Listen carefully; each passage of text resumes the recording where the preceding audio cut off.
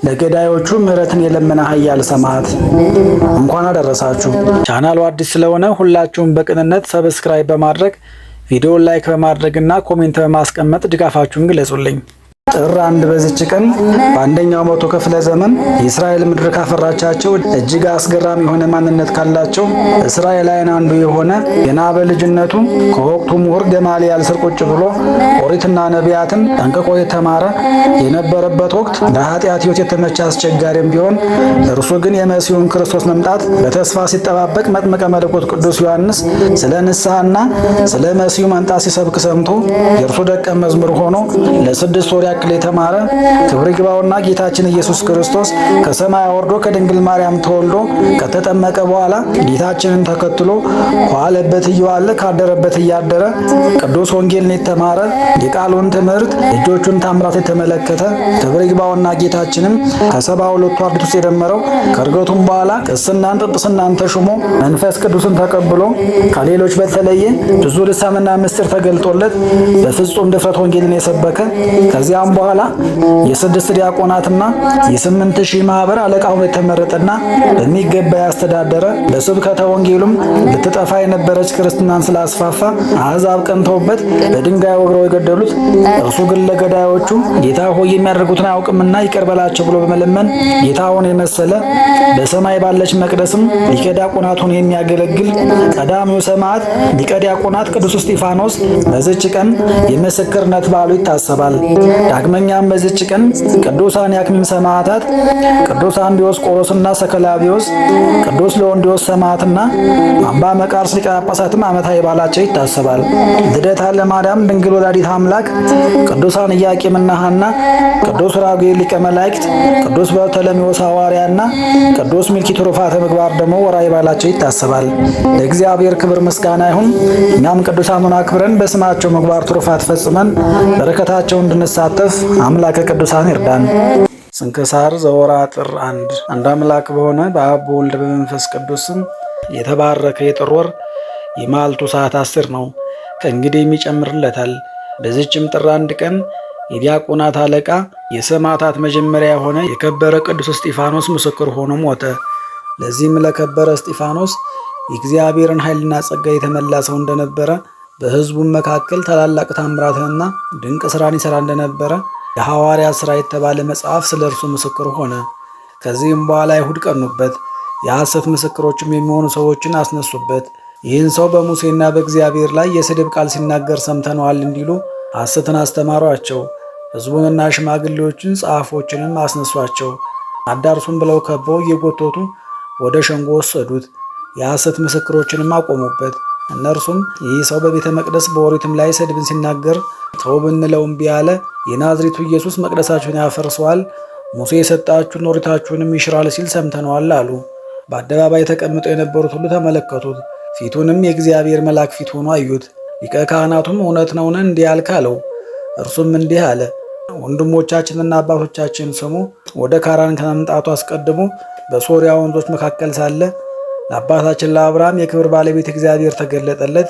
ከሀገር ውጣ፣ ከዘመዶችም ተለይ፣ እኔ ወደማሳይም ሀገር ና አለው። ከዚህም በኋላ ከከላውዲዮን ወጥቶ በካራን ተቀመጠ። አባቱም ከሞተ በኋላ ዛሬ እናንተ ወዳላችሁበት ወደዚች ሀገር አመጣው። ከዚህም በኋላ የግዝረትን ሥርዓት ሰጠው። ይስሐቅንም በወለደው ጊዜ በ8ኛው ቀን ገዘረው። እንዲሁም ይስሐቅም ያዕቆብን ገዘረው። ያዕቆብም 12ቱን ነገድ አባቶችን ገዘረ። የቀደሙ አባቶቻችንም በዮሴፍ ላይ ቀንተው ወደ ግብፅ አገር ሸጡት። እግዚአብሔር ግን አብሮት ነበረ፣ ከመከራው ሁሉ አዳነው። በግብፅ ንጉሥ በፈርዖን ፊትም እውቀትን መወደድን ሰጠው። በግብፅ አገር ሁሉና በቤቱ ላይ ሁሉ ሾመው። ነገርንም በማስረዘም በሰለሞን እጅ እስከተሰራች ቤተ መቅደስ ያለውን ተረከላቸው። ከዚህም በኋላ ድምፁን ከፍ አድርጎ እናንተም እንደ አባቶቻችሁ ዘወትር መንፈስ ቅዱስን የምታሳዝኑት ዓይነ ልቦናችሁ የታወረ እዝነ ልቦናችሁ የደነቆረ አንገተ ደንዳኖች አላቸው። አባቶቻችሁ ከነቢያት ያላሳደዱት ያልገደሉት ማን አለ? እናንተ ክዳችሁ የገደላችሁትን የአምላክ መምጣት አስቀድመው የነገሯችሁን ገደላችኋቸው። በመላእክትም ሥርዓት ኦሪቱን ተቀብላችሁ አልጠበቃችሁም። ይህንንም ሰምተው ተበሳጩ፣ ልባቸውም ተናደደ፣ ተነሳሳ። ጥርሳቸውንም አፋጩበት። በቅዱስ እስጢፋኖስም መንፈስ ቅዱስ አደረበት። ሰማይም ተከፍቶ ኢየሱስ በእግዚአብሔር ቀኝ ተቀምጦ የእግዚአብሔርን ክብር አየ። እነሆ ሰማይ ተከፍቶ የሰውም ልጅ በእግዚአብሔር ቀኝ ተቀምጦ ያለው አለ። ጆሮአቸውን ይዘው በታላቅ ድምፅ ጮኹ። በአንድነትም ከበው ጎተቱት። እየጎተቱም ከከተማ ወደ ውጭ አውጥተው በድንጋይ ወግረው ገደሉት። የገደሉትም ሰዎች ልብሳቸውን ሳውል ለሚባል ጎልማሳ ልጅ ያስጠብቁ ነበር። ጌታ የኢየሱስ ክርስቶስ ሆይ ነፍሴን ተቀበል እያለ ሲጸልይ ቅዱስ እስጢፋኖስን በድንጋይ ወገሩት። ዘለፍለፍ ባለ ጊዜም ድምፁን ከፍ አድርጎ አቤቱ ይህን ኃጢአታቸውን ይቅር በላቸው በደል የማታደርግባቸው ብሎ አረፈ። ደጋግ ሰዎችም መጥተው የቅዱስ እስጢፋኖስን ሥጋ ወስደው ቀበሩት። ታላቅ ለቅሶም አለቀሱለት። ለእግዚአብሔር ምስጋና ይሁን። እኛንም ሐዋርያና ሰማዕት በሆነ በቅዱስ እስጢፋኖስ አማላጅነት ይማረን፣ በረከቱም ከእኛ ጋር ትኑር ለዘላለሙ አሜን። በዚችም ዕለት በከሃዲው መክስሚያኖስ ዘመነ መንግሥት ከሶርያ ሀገር የከበረ ለወንዲዮስ በሰማዕትነት ሞተ። የዚህንም ቅዱስ ዜና እግዚአብሔርን እንደሚያመልክና ተጋዳይ እንደሆነ ንጉሥ መክስሚያኖስ በሰማ ጊዜ ልኮ ወደ እርሱ አስመጣው። ሃይማኖቱንም ትቶ አማልክቶችን ያመልክለት ዘንድ ብዙ ገንዘብ አቀረበለትና ይሸነግለው ጀመረ። የከበረ ለወንዲዮስ ግን ዘበተበት። ስጦታውንም በማቃለል ክብሩን አጎሳቆለ። የረከሱ አማልክቶቹንም ረገመ። ያን ጊዜ እጅግ ተቆጥቶ በመንኮራኩር ውስጥ ሰቀለው። ጽኑ የሆነ ስቃይንም እንዲያሰቃዩ ታዘዘ። ንጉሡ እንዳዘዘ አደረጉበት። የክብር ባለቤት ጌታችን ግን ያለ ጥፋት በጤና ወጣው። ዳግመኛም በብረት ዘንጎች ይደበድቡት ዘንድ ቅባትና ስብንም በታላቅ ደስታ አፍልተው ቅዱስ ለወንዲዮስን ከውስጡ ጨምሮ ዘንድ አዘዘ። ይህም ሁሉ ስቃይንም አሰቃዩት። የክብር ባለቤት ጌታችን ኢየሱስ ክርስቶስ ያጽነውና ያስታግሰው ያለ ጉዳትን በጤና ያስነሳው ነበር። ማሰቃየቱንም በደከመ ጊዜ ራሱን በሰይፍ እንዲቆርጡ አዘዘ። የሰማዕትነት አክሊልን በመንግሥተ ሰማያት ተቀበለ። ከሥጋውም ድንቆች የሆኑ ብዙ ታምራቶች ተገለጡ። ዜናውም በሶርያ አገር ሁሉ ተሰማ። አብያተ ክርስቲያናትና ገዳማትም ተሰሩለት። ከገዳማቱም በአንዲቱ የአንጾኪያ ሊቀ ጳጳሳት የሆነ የከበረ ሳዊሮስ በሕፃንነቱ ተጠመቀባት። ለእግዚአብሔር ምስጋና ይሁን። እኛንም በዚህ ሰማዕት ጸሎት ይማረን፣ በረከቱም ከኛ ጋር ትኑር ለዘላለሙ አሜን። በዚችም ቀን የእስክንድርያ ሀገር ሊቀ ጳጳሳት የከበረ አባት አባ መቃርስ አረፈ። እርሱም ለአባቶች ሊቃነ ጳጳሳት 69ኛ ነው። ከእርሱ በፊት የነበረ አባ ሚካኤል ባረፈ ጊዜ ኤጲስቆጶሳትና ሊቃውንቱ የግብፅም ታላላቆች ሁሉም ወደ አስቄጥስ ገዳም ወጥተው እንደዚች ለከበረች ሹመት ስለሚገባ ከዋሻ ውስጥ ከሚኖሩ ደጋጎች ገዳማውያን ሲያጠያይቁና ሲመረምሩ ኖሩ። ከዚህም በኋላ አንድ ጻድቅ ሰው ስለዚህ አባት ነገራቸው። እንዲህም አላቸው፣ በአባ መቃርስ ገዳም የሚኖር ቀሲስ አባ መቃርስ እርሱ ለዚህ ሹመት ይገባል። በዚያንም ጊዜ ፈልገው ያዙት። እርሱም እኔ ለዚህ ሥራ የማልጠቅም በደለኛ ነኝ እያለ ሲጮህ ያለ ፈቃዱ አስረው ወሰዱት። ሊቀ ጵጵስና ሾሙት እንጂ እርሱ የሚላቸውን ቃሉን አልሰሙትም። ከዚህም በኋላ የሊቀ ጵጵስናውን ሥራ መስራት ጀመረ። በግብፅ አገር በሁሉ ቦታ የኤጲስቆጶሳትና ካህናትን ሾመ። ብዙዎች አብያተ ክርስቲያናትንም አደሰ። ጊዜውም ያለ ሐዘን የጤንነትና የሰላም ጊዜ ነበረ።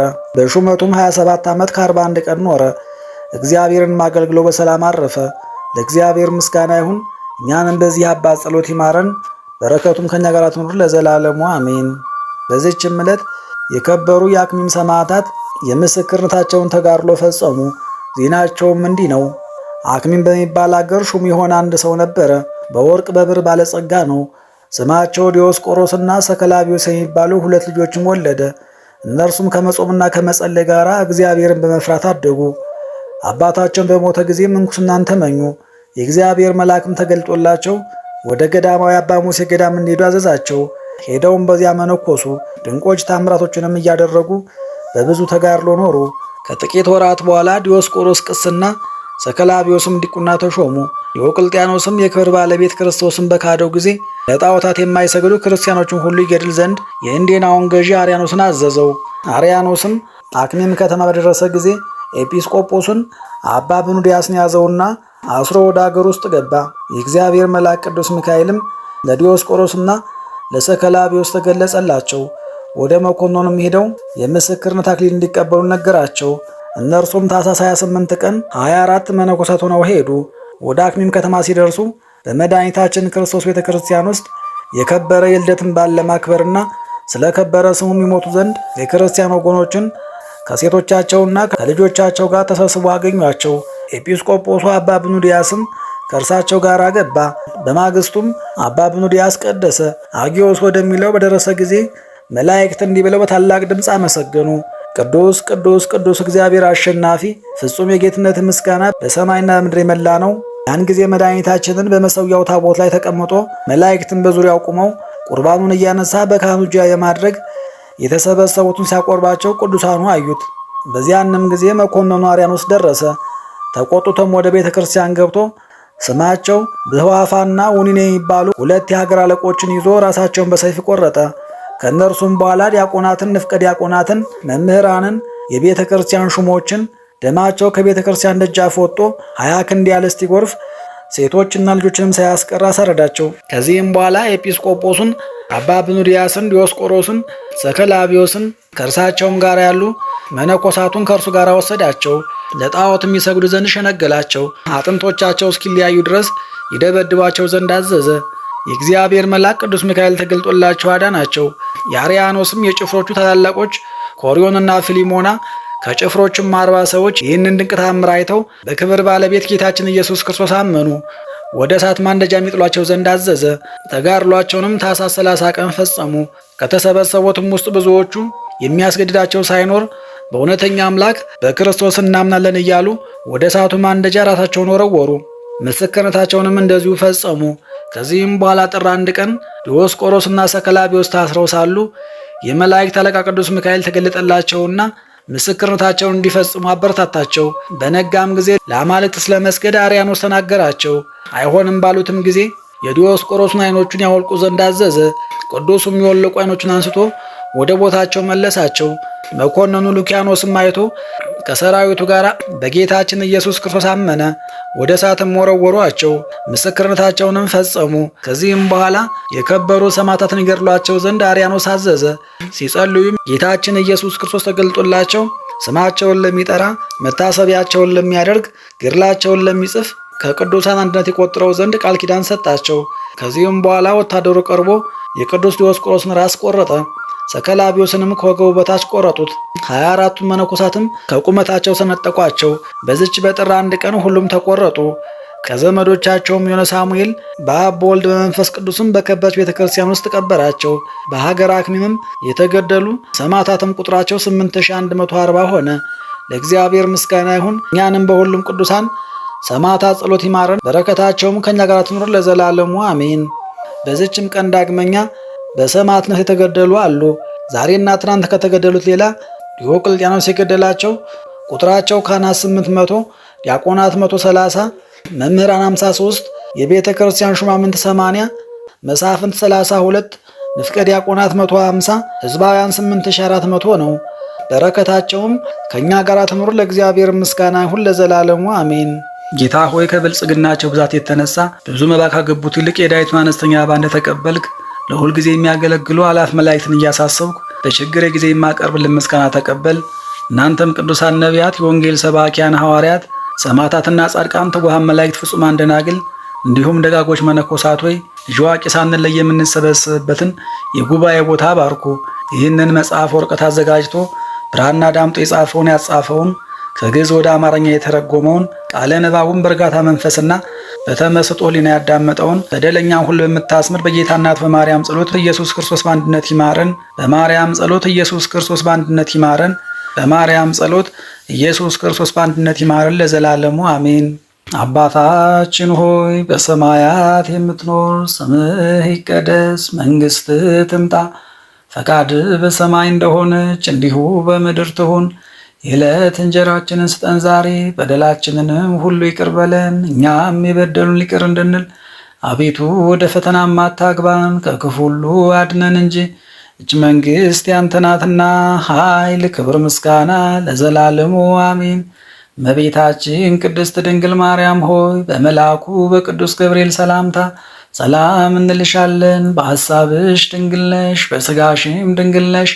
የአሸናፊ ልዑል እግዚአብሔር እናት ሆይ ሰላምታ ላንቺ ይገባሻል። ከሴቶች ሁሉ ተለይተሽ አንቺ የተባረክሽ ነሽ፣ የማኅፀንሽም ፍሬ ቡሩክ ነው። ጸጋን የተመላሽ ቅድስት ሆይ ደስ ይበልሽ፣ ልዑል እግዚአብሔር ከአንቺ ጋር ነውና ከተወደደው ልጅሽ ከጌታችን ከመድኃኒታችን ከኢየሱስ ክርስቶስ ዘንድ ይቅርታንና ምሕረትን ለምኝልን ኃጢአታችንንም ያስተሰርይልን ዘንድ ለዘላለሙ አሜን።